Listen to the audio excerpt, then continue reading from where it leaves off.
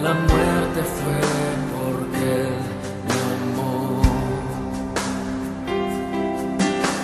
De tal manera me amó, y no hay forma en que podré pagar el precio de su grande amor. Pero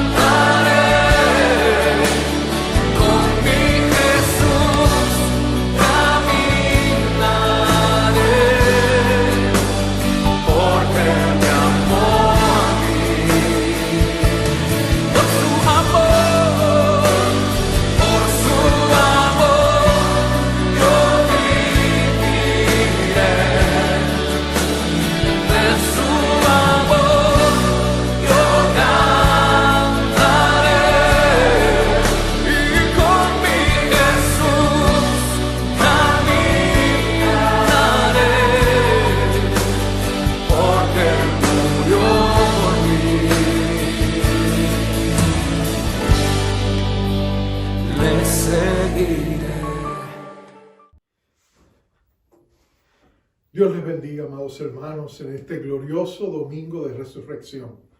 Qué maravilloso es que la iglesia pueda celebrar el hecho incontrovertible de que Jesucristo vive. Jesucristo está en su iglesia, pero también está sentado a la diestra del Padre. Y en este precioso día celebramos con gozo las buenas nuevas, que Jesucristo está vivo y con nosotros. Te invito a leer un pasaje muy conocido, estoy en el Evangelio según San Juan, el capítulo 20, vamos a leer del verso 1 hasta el verso 10. El tema es la imposibilidad de la resurrección. La imposibilidad de la resurrección. Leemos en el nombre del Padre, del Hijo y del Espíritu Santo, dice así la palabra de Dios. El primer día de la semana, María Magdalena fue de mañana, siendo aún oscuro, al sepulcro y vio quitada la piedra del sepulcro. Entonces corrió y fue a Simón Pedro y al otro discípulo, a aquel al que amaba Jesús, y les dijo: se han llevado del sepulcro al Señor y no sabemos dónde le han puesto. Y salieron Pedro y el otro discípulo y fueron al sepulcro. Corrían los dos juntos, pero el otro discípulo corrió más aprisa que Pedro y llegó primero al sepulcro. Y bajándose a mirar, vio los lienzos puestos allí, pero no entró. Luego llegó Simón Pedro tras él y entró en el sepulcro y vio los lienzos puestos allí. Y el sudario que había estado sobre la cabeza de Jesús, no puesto con los lienzos, sino enrollado en un lugar aparte. Entonces entró también el otro discípulo que había venido primero al sepulcro y vio y creyó. Porque aún no habían entendido la Escritura, que era necesario que Él resucitase de los muertos. Y volvieron los discípulos a los suyos. Dios bendiga su palabra. Vamos a orar. Padre, qué precioso es poder celebrar el hecho de que tú vives, de que tú resucitaste entre los muertos, que después de aquella horrenda crucifixión y aquella cruenta muerte, lo imposible se hizo posible. Y Señor, con tu resurrección, nosotros también renacimos contigo una esperanza viva. Dice Pedro en su carta, y es verdad, Señor. Así que te pido por mis hermanos que están escuchando este mensaje, los amigos que están escuchando este mensaje, que a través de tu palabra nosotros recibamos luz, verdad y fortaleza. Y que tú nos llenes de fe y de nuevos bríos para seguir adelante en medio de estos días difíciles que nos han tocado vivir, con la antorcha, la lámpara de tu presencia en nosotros y con nosotros. Y el conocimiento de que no solamente tú estás con nosotros y en nosotros, tú también estás por nosotros.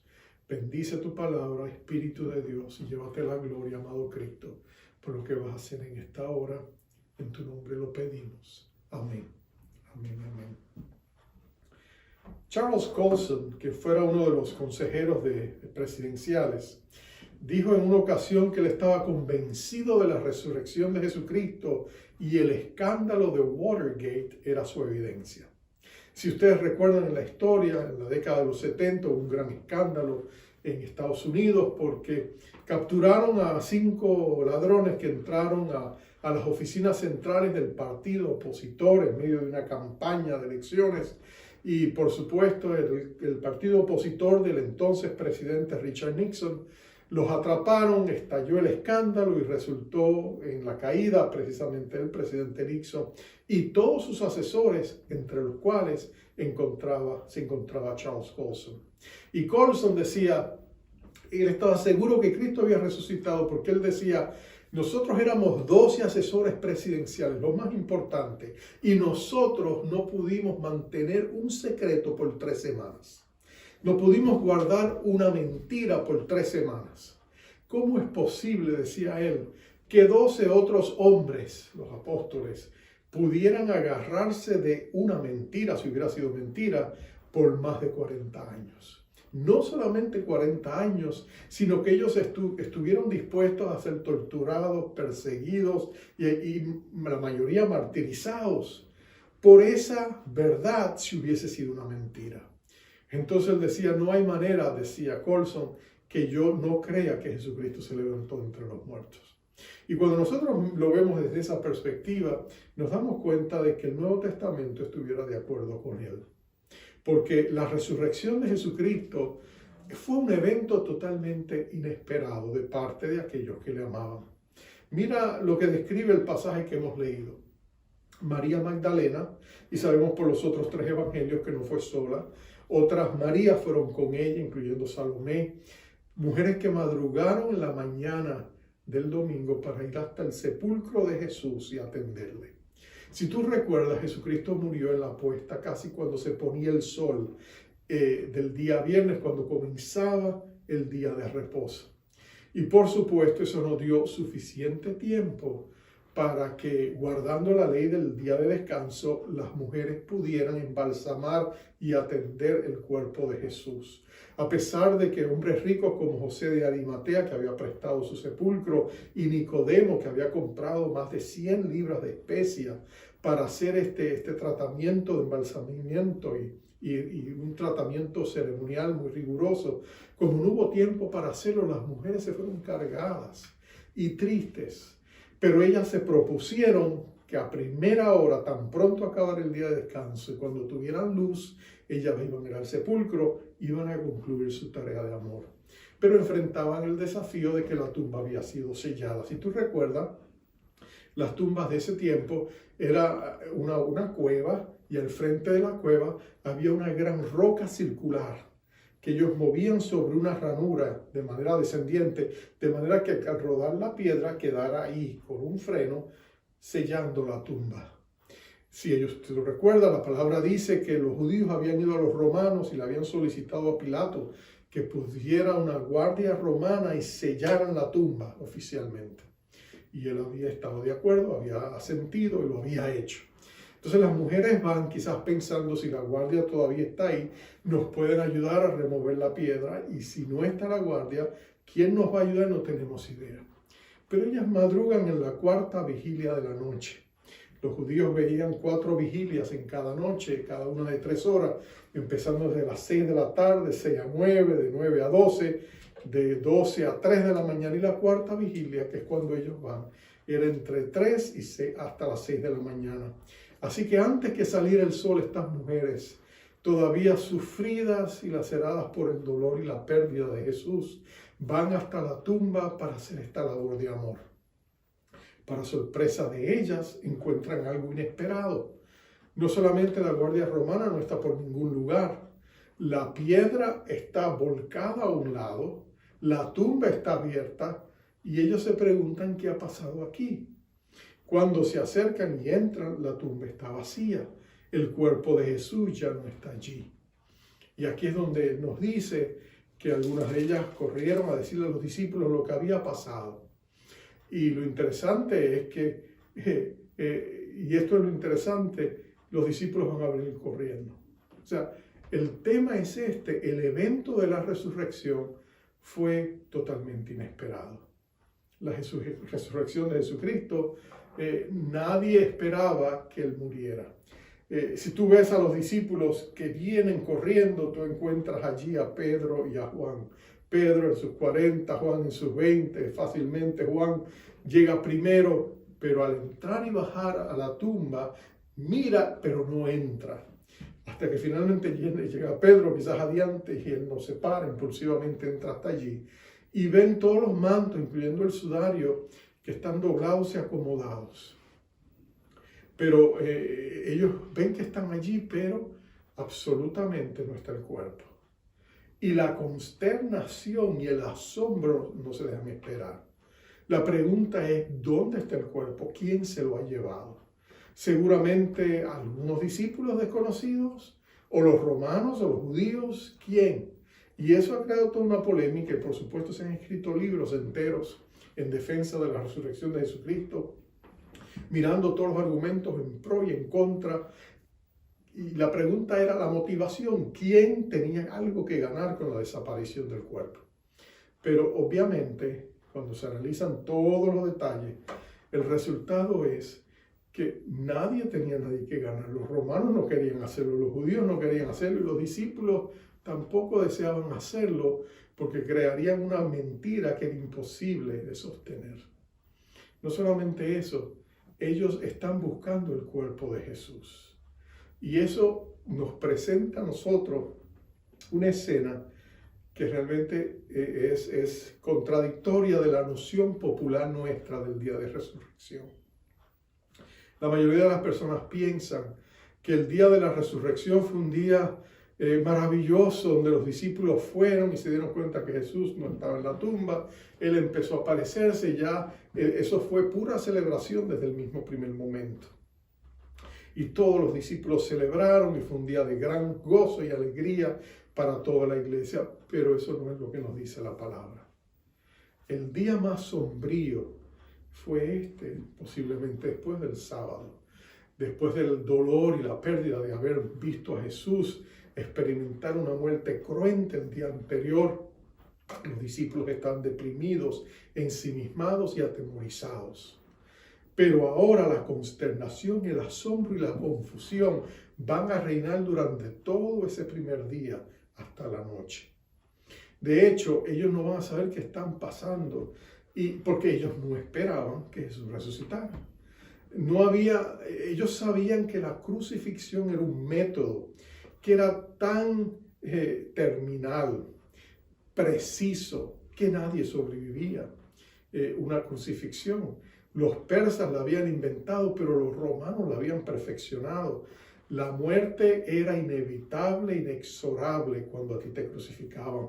No había manera de escape. Estaba diseñada para que una persona muriera. Nadie sobrevivió a una resurrección. Si tú sumas a eso todos los castigos que Jesús recibió, la debilitación, la pérdida de sangre, todo lo que Jesús había pasado, tú sabes que era imposible para él también haber resucitado.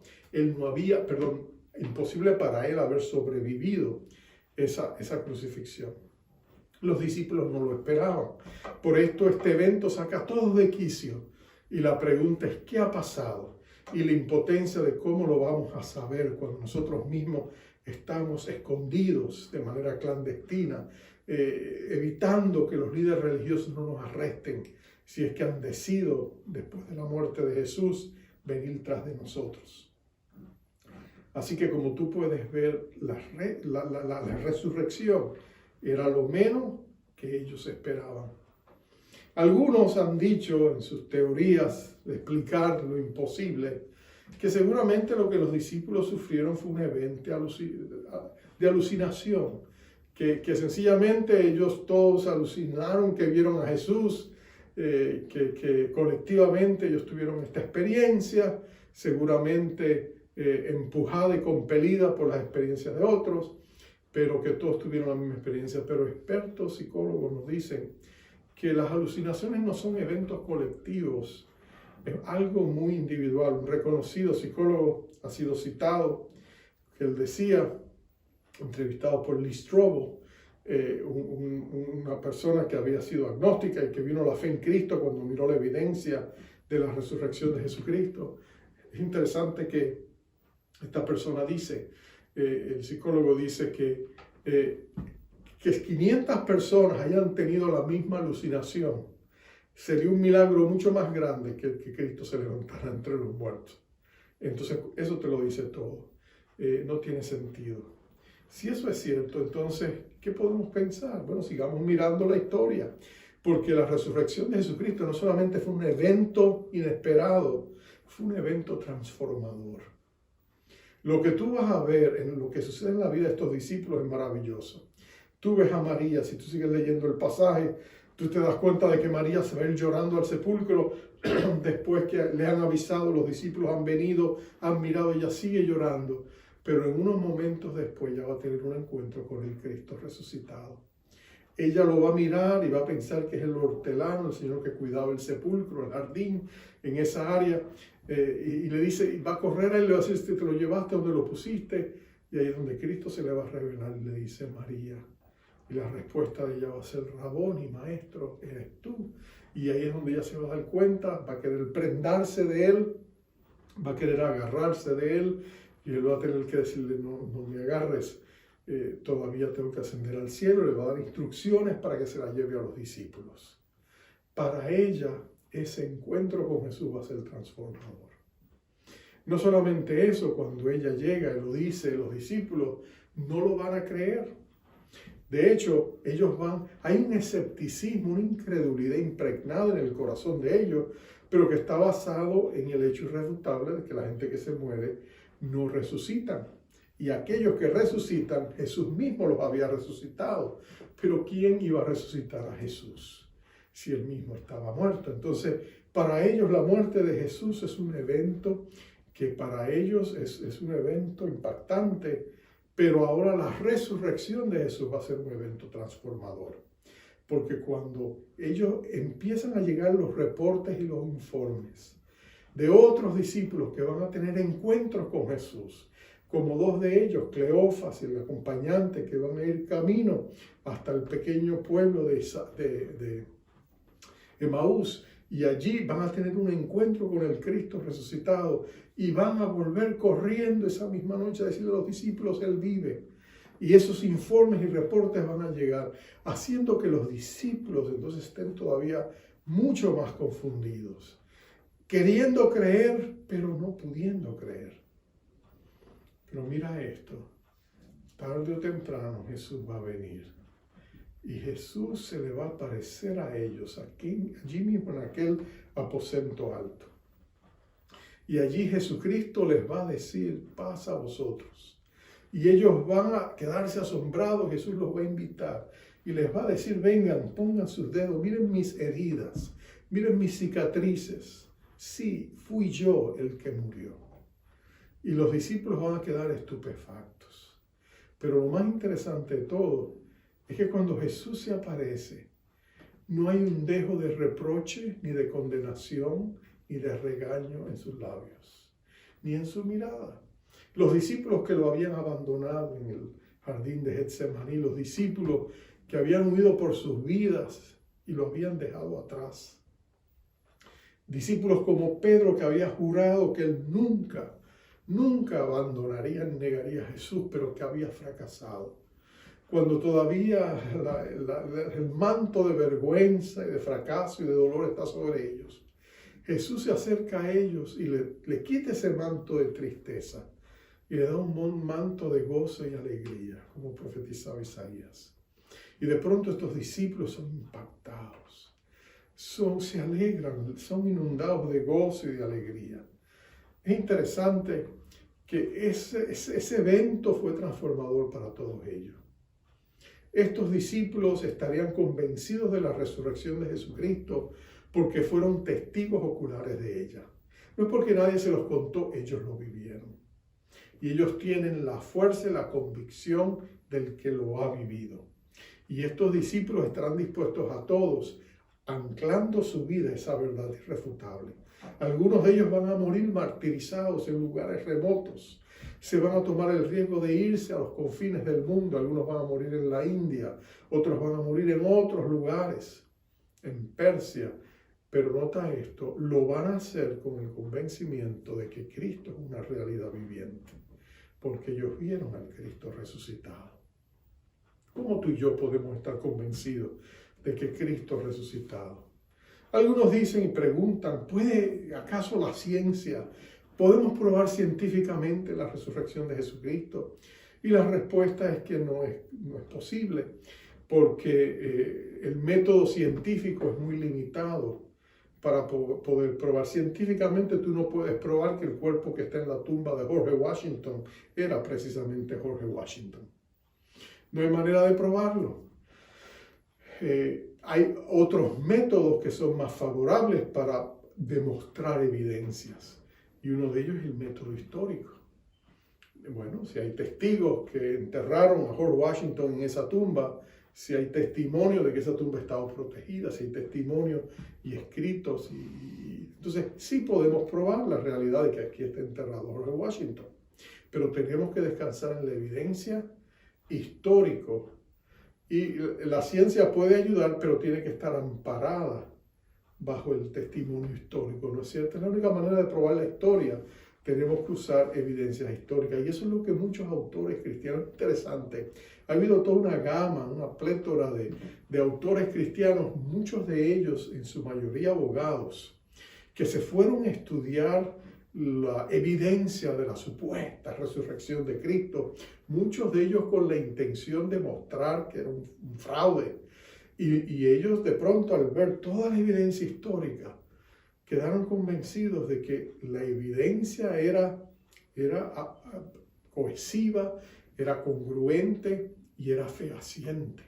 Entonces ellos no les quedó otro remedio que decir, no, yo no puedo probar que esto es una mentira, porque toda la evidencia histórica está ahí, está el testimonio de los testigos, el testimonio de la historia, y todo eso es innegable. Y hombres como él, varios de ellos como Frank Morrison, Josh McDowell, Lee Strobel, Lew Wallace, el famoso general sureño, todos ellos dejaron en sus escritos, y hay muchos más que después de haber estudiado todos los elementos históricos, era innegable que Jesucristo no solamente había sido un personaje histórico, sino que la evidencia tiende a indicar que Él resucitó entre los muertos, y tú puedes leer sus libros, o ver sus programas, o sus películas, o sus videos que han hecho.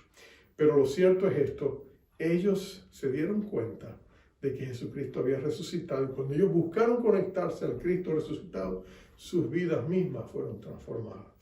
Lee Strobel, que escribió el libro El caso de Jesús, donde él presenta evidencia a favor de la resurrección de Cristo, él mismo fue transformado. Él era un agnóstico casado con una mujer que se había entregado a Cristo, y su hijita de unos 9 años oraba por él, pero él era un hombre, un escritor secular, trabajaba para el Chicago Tribune, un periódico norteamericano en la ciudad de Chicago. Y él no quería saber, pero cuando él vio que su esposa se metía y se adentraba más en la vida cristiana, en la religión cristiana, decidió estudiarlo para mostrarle a su esposa que se está metiendo en el lugar equivocado. Y mientras más él estudiaba y leía los escritos de hombres como C.S. Lewis y estudiaba las evidencias históricas de la resurrección, él siendo un escritor y un hombre objetivo, mirando la evidencia, él también llegó a convencerse. Y él mismo aceptó a Jesucristo. Y lo interesante es que un día la niña fue donde la mamá y le dijo, mira mamá, yo quiero que tú me ayudes. Yo quiero tener lo que papito recibió, mi papá, Lee Strobel, porque desde que él le entregó su corazón a Cristo, él es un hombre diferente, él ya no grita, él ya no pelea, él ya no hace las cosas que hacía antes. Yo quiero lo que papá tiene. Y ese día glorioso, sus padres llevaron a su hijita a los pies de Cristo. Porque Cristo es real, Cristo resucitó, Cristo resucitó. Y si Jesucristo no ha resucitado, dicen algunos cristianos, decía Pablo, si Jesucristo no ha resucitado, de entre los muertos vana es nuestra fe. Jared Wilson, un escritor, decía, si la resurrección no es verdad, deberíamos irnos todos a la casa. La religión es un pésimo pasatiempo. Si Cristo no ha resucitado, entonces es una pérdida de tiempo. Pero porque Cristo resucitó, y esa es una verdad incontrovertible, entonces tenemos que ver las consecuencias de su resurrección. Si Jesucristo realmente se levantó entre los muertos, como dice la palabra, y estos cientos de testigos dieron testimonio de haberlo visto, haber compartido con él, y la evidencia es tan fehaciente, entonces, si Jesús se levantó entre los muertos, todo lo que él enseñó es verdad. Tenemos que volver a mirar las enseñanzas de Jesucristo porque tiene la fuerza de su resurrección. Entonces tenemos que darnos cuenta que Jesucristo no es meramente un maestro moral. Él era realmente todo lo que él dijo que era. Y él dijo que él era el Hijo del Dios viviente, que su muerte era por nuestros pecados, que su resurrección era para darnos una nueva vida. Todo lo que Jesús enseñó acerca del cielo y del infierno es verdad. Todo lo que Jesús enseñó acerca de sus principios morales de la vida es verdad. Y todos nosotros estamos parados en el mismo lugar que los que oyeron a Jesús quedaron parados cuando al final del Sermón del Monte les dijo, ¿qué vas a hacer con lo que te estoy enseñando? Vas a ser uno de 2 edificadores. Si tú crees y obedeces lo que yo digo, serás como un edificador que edifica su casa en la roca sólida y cuando vienen las tormentas de la vida se sustenta y se sostiene porque están paradas en un fundamento sólido. Pero si tú desechas lo que yo estoy diciendo, si tú no edificas tu vida sobre mi verdad y la rechazas, entonces tú estás edificando sobre la arena. Y tarde o temprano van a venir los ríos y las crecientes, las tormentas de la vida, y va a llevarte cuesta abajo en su cauce, porque tú has edificado sobre lo que no es verdad. Entonces, eso nos lleva a mi punto final. Si Jesucristo resucitó entre los muertos, entonces la resurrección de Jesucristo es una puerta abierta. Es una puerta abierta para ti y para mí poder entrar a una nueva relación con Dios, a una nueva comunión con Dios que no pudiéramos tener sin la resurrección de Jesucristo. Algo significativo sucedió el día que Jesús murió. Dice que cuando Él expiró su último suspiro, Él dijo, consumado es. La expresión tetelestai significa la cuenta ha quedado saldada. Todo ha sido completado. Estamos acabados con la obra. No hay que añadirle más, no hay que sustraerle, es perfecto lo que se ha hecho. Y Jesús dijo esa expresión, y cuando Él dijo esa expresión y murió con su último suspiro, dice que aquel gran velo que separaba, un velo grueso, que separaba el lugar santísimo del resto de las habitaciones del templo, el lugar santo y todo lo demás.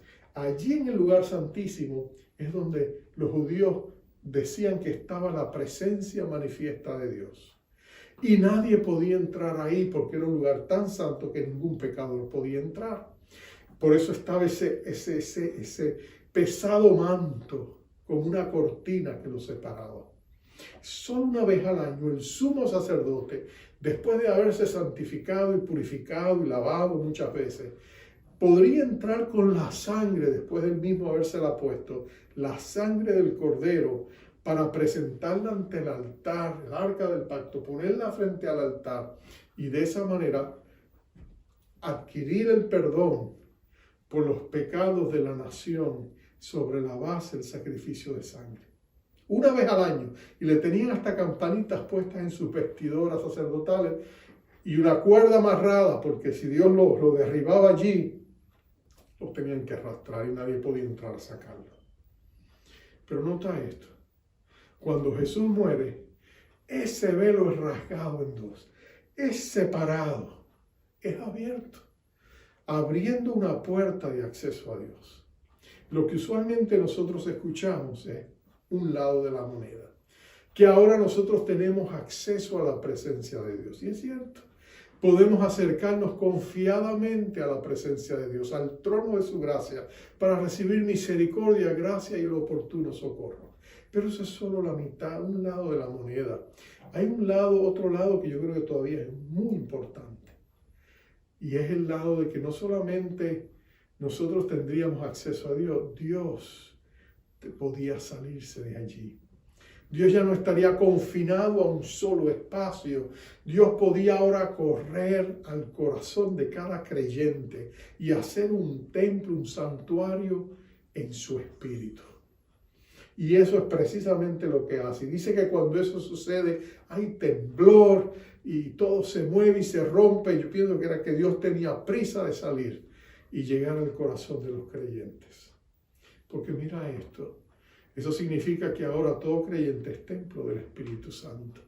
Que la misma presencia de Dios, por lo menos una porción de esa presencia espiritual, por decirlo así, Dios está en nosotros. Y Cristo mora en nosotros. El Cristo morador está en nosotros. Cristo en vosotros, esperanza de gloria. Y esa es una puerta abierta donde tú puedes tener comunión con Dios. Y tú puedes buscar a Dios y adorarle y bendecirle donde quiera que tú estás, porque tú eres templo del Espíritu Santo.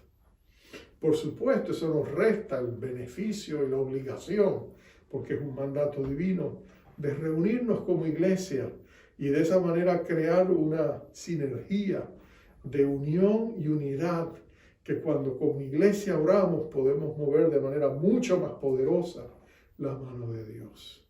Pero también abre espacio y lugar para cada creyente puede experimentar la presencia manifiesta de Cristo cuando en su habitación privada, como dijo Jesús, cierra la puerta y se conecta con el Padre que está presente aunque invisible y podemos tener una comunión santa con Él.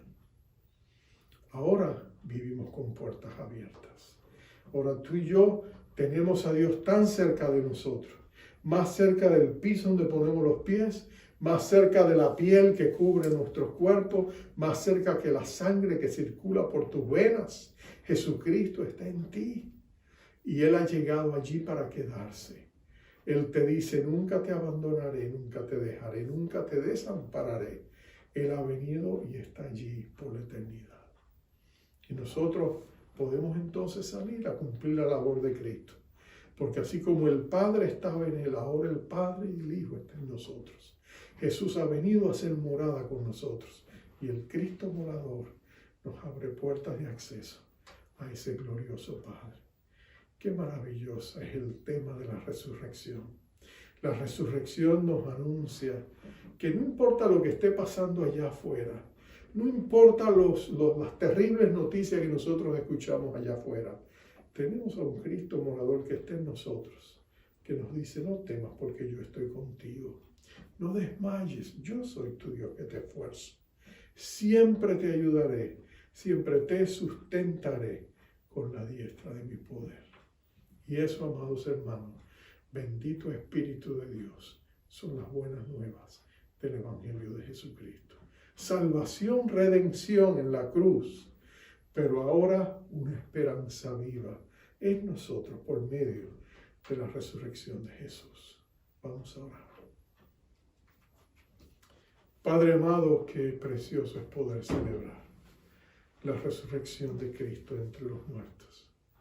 Qué bueno es saber que Él ha abierto un camino amplio para nosotros venir hasta ti, por medio de la sangre que Él derramó en el Calvario.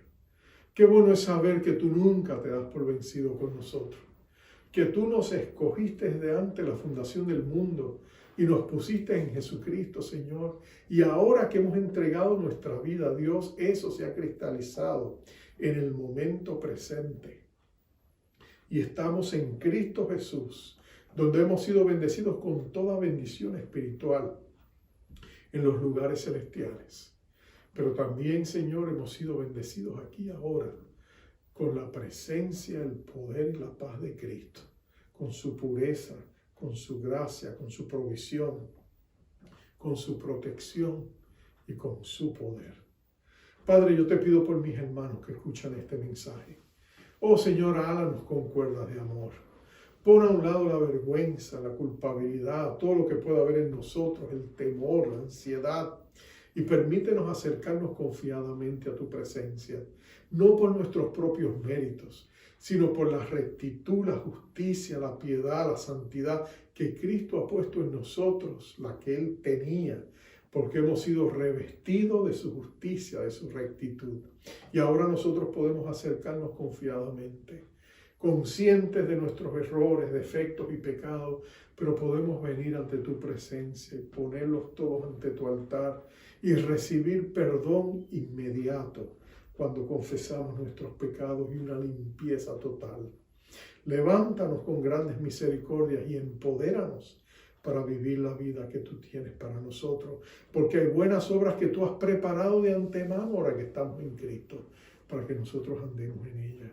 Prepáranos para cumplirlas y danos una fresca y nueva unción en este glorioso día de tu resurrección, que es todos los días, porque Cristo está vivo hoy y para siempre. A ti sea la honra, a ti sea la honra, a ti sea el poder. Magnificamos y glorificamos tu bendito nombre. Y gracias que en Jesucristo tenemos un mediador sentado a la diestra del Padre, que ora e interceda por nosotros día y noche. A Él también sea la gloria y la honra, Padre. En su nombre te lo pedimos todo. Amén. Amén y amén. Amados, que la gracia del Señor sea con ustedes. Les enviamos como es de costumbre con esa preciosa bendición de número 6. Jehová te bendiga, te guarde. Jehová haga resplandecer su rostro sobre ti y tenga de ti misericordia. Jehová alce sobre ti su rostro y ponga en ti paz. Bendición. Yo he visto tu fidelidad en mí y he visto cosas que no comprendí. Hay belleza en lo que no puedo entender, Cristo eres tú, Cristo eres tú. Oh, creo que eres asombroso Dios, eres asombroso Dios, con lo que te he visto hacer, ¿cómo no voy a creer? Eres asombroso Dios, y tú sanas por amor, tus milagros puedo ver, ¿cómo no voy a creer?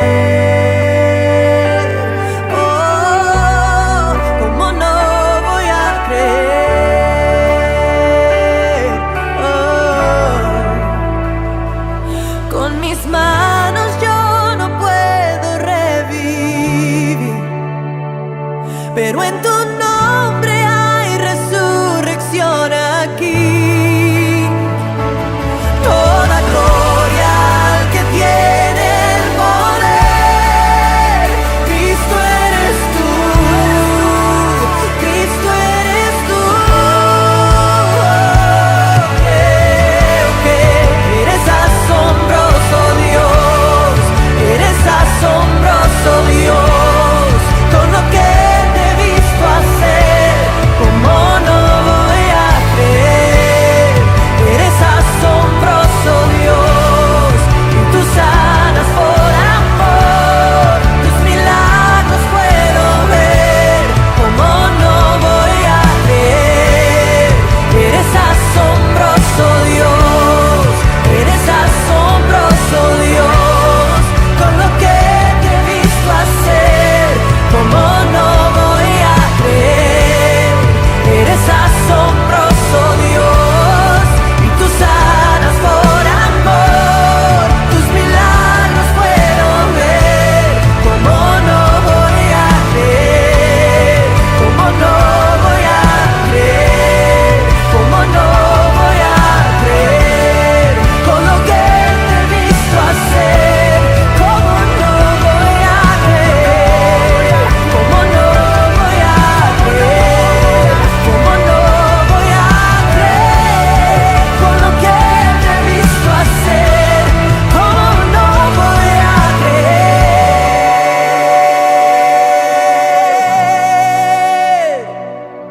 Hacedor de milagros, Dios de maravillas, ¿cómo no creer?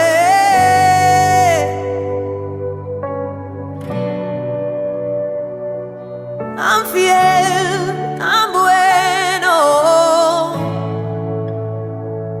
yo lo he visto sanar